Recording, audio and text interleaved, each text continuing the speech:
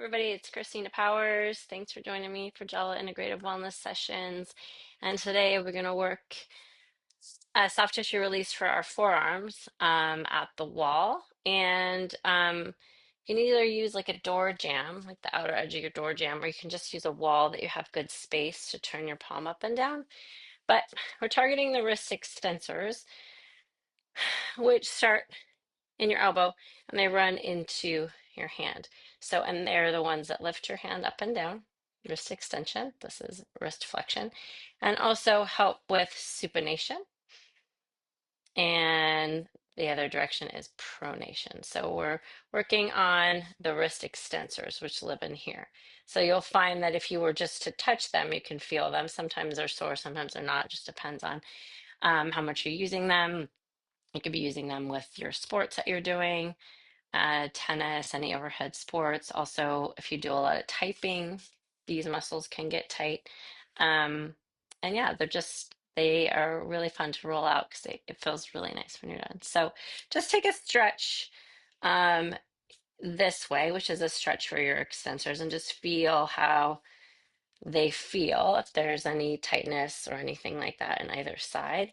And then take your ball, using a yoga tutor ball, and you can just once again feel like this twisting into the fascia and see how that feels, because sometimes that just feels really nice to do anyway. And then what you're going to do is the medius part of the wrist extensor here, you're going to put the ball on, and then you're going to take that to the wall. Okay, so now I'm kind of hidden here, right? Because the ball is on the other side of my arm. But if you had x-ray vision, you would go, oh, the ball's on the side of my arm.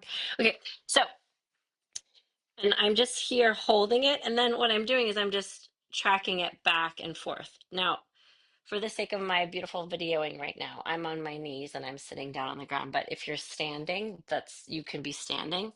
The ball might tend to migrate up and down, so you just kind of have to keep it there.